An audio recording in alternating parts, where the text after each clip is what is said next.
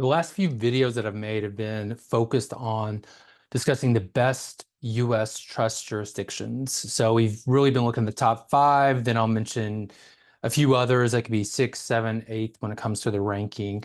So we've been going down this rabbit hole of the best jurisdictions. First video that I did looked at the overall picture, and then we started drilling down on different aspects of what makes a trust jurisdiction really good, really advantageous to a client. We looked at Dynasty Trust, we looked at Domestic Asset Protection Trust, and now we're going to look at one more thing, which is decanting. So let's get into it. So decanting is a really interesting concept, and it's a more modern concept in trust law and trust strategy.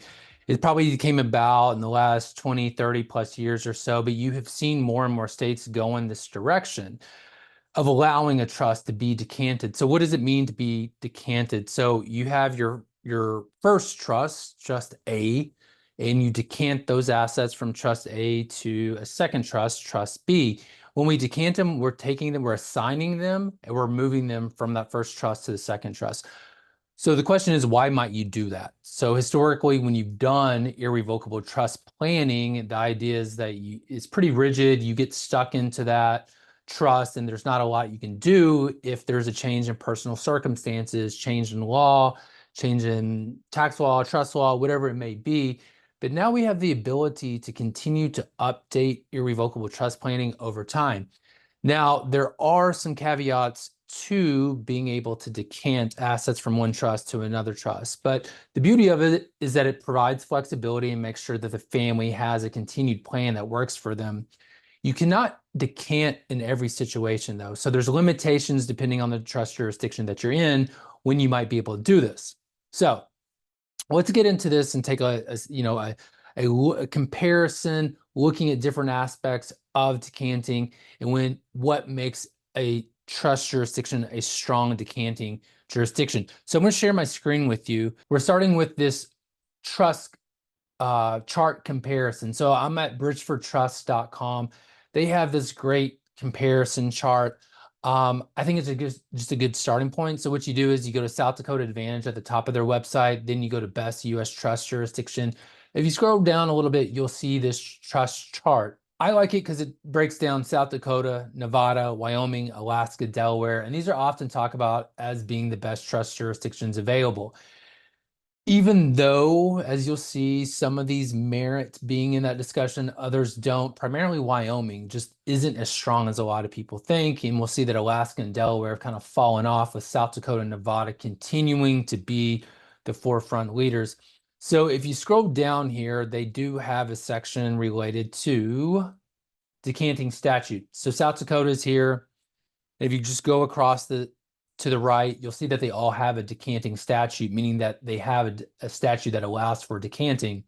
South Dakota is ranked number 1, Nevada 2, 14 is Wyoming, number 9 is Alaska, and then ranked number 3 is Delaware. So there's a citation that's provided here. If you click on it, it takes you to the bottom of this page, and then it links over to another website, which we're really going to look at for our discussion purposes. And this takes you to a website to Steve Oceans. He's an attorney in Las Vegas.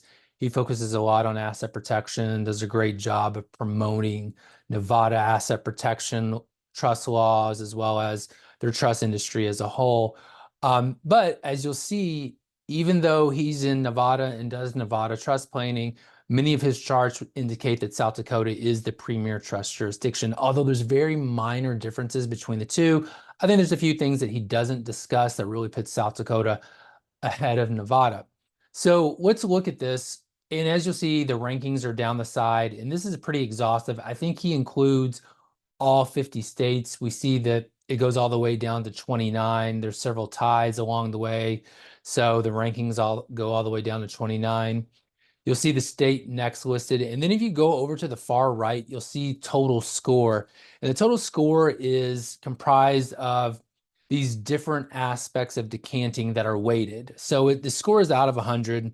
You'll see that South Dakota has a 99.5 score, Nevada slightly behind with 99. And then we drop off significantly with Delaware, 88.5, Tennessee, 87.5. Let's look at some of these other strong jurisdictions. Alaska, 72.5. Where's Wyoming? I'm in Texas. Texas has a 70 rating. Wyoming is number 14 with a 69 rating. So let's look at this and kind of go through this chart so you understand what it's talking about. So it does give a citation to the decanting statute of each state. And then the next column here is, can you decant a trust with an ascertainable standard? So an ascertainable standard is really an IRS standard. So it's HEMS, HEMS, Health, Education, Maintenance, and Support. And that is the distribution standard which the trustee must abide by. So they can only make distributions for health, education, maintenance, and support. It is a pretty open-ended guideline when it's all said and done, but it's not purely discretionary, which means that the trustee would have pure discretion to make a distribution to a beneficiary whenever he or she wants to or thinks it's a good idea to do. So this first column says, can you decant a trust with the ascertainable standard? Most of these say yes, that you can. Okay, so that means that if trust A has that health, education, maintenance, and support guideline, you could decant that into another trust. Now, I think it looks like Michigan's the only one that says no, you can't do that. So that's pretty uniform. Next, we're actually going to jump over to this column here where it says, can you decant a trust with an ascertainable standard into a discretionary trust? Again, meaning the discretionary meaning that the trustee has pure discretion when to make distributions to the beneficiary. So some states say, yeah, you can change it from an ascertainable standard to a purely discretionary standard. Some states don't allow you to do that. We see that a lot of states do allow that. South Dakota does, Nevada does, but Delaware doesn't. And that's one of the reasons that they have such a lower score going from second place to third place. They dropped 10.5 points after second place. So, and if you scroll down here, we see that Ohio doesn't there. And so Tennessee doesn't either. Tennessee and Ohio are premier trust jurisdiction in the grand scheme of things. Alaska, they don't allow for it either. And again, neither does Texas. Wyoming does allow for it. So that's really interesting. So let's go back over here to notice to required beneficiaries. So when you decant a trust, states will either require you to give the beneficiary notice that you're doing this, which could cause some disruption, maybe even cause some bad blood. Maybe the beneficiaries try to stop you from doing that that decanting of those assets to the second trust. So a nice way to avoid that is that the state doesn't require you to give notice. So you'll see most of these states don't require you. South Dakota, no. Nevada, no. Delaware, no. Alaska makes you give notice. Texas, yes. Wyoming doesn't actually make you give notice. So we're going to jump over here, and I think some of these last few things are what's really interesting. Can you remove a mandatory income interest? So some trusts will say that any income of the trust has to be distributed to the beneficiary. So can you change that provision? South Dakota says yes, Nevada, yes, Delaware, yes, but you start scrolling down here, we'll focus on Alaska. Alaska doesn't allow you to do that. Wyoming is silent. So it doesn't actually say yes or no. So it doesn't give you any real guidance, which is kind of scary. So you could try it, but you don't really know if it's a legally viable course of action to take. So if you're shopping around for the best trust jurisdiction, I personally think it makes sense. Go with the trust jurisdiction that has it all laid out in the law. That way, nothing's subject to interpretation by the court or can easily be challenged. When something's silent, it could be easily challenged. I won't focus on this too much. Allow power of appointment in second trust to a non-beneficiary. That's, as you see, it's lightly weighted, so I won't spend much time there. I'll just look at some of these other things. Can you accelerate a remainder beneficiary's interest? So what is a remainder beneficiary?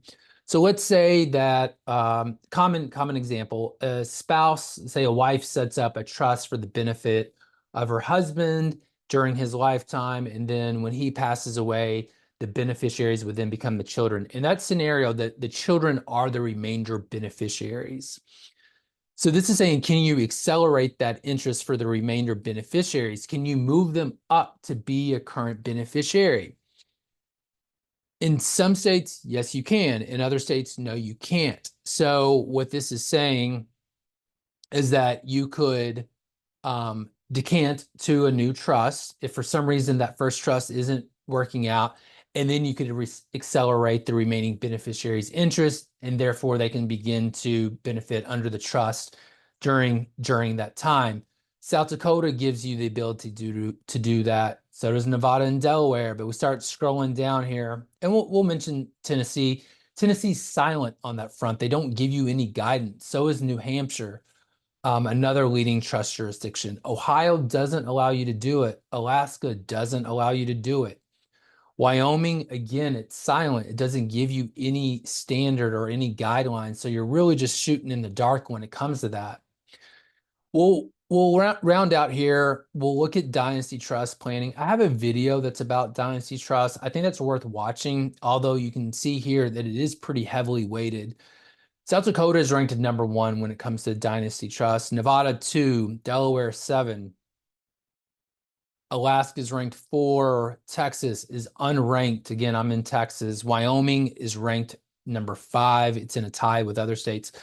So what is a Dynasty Trust? A Dynasty Trust is a trust that can perpetually exist. So in some states, there's certain timelines or shelf life that a trust can have before assets have to be automatically distributed from the trust.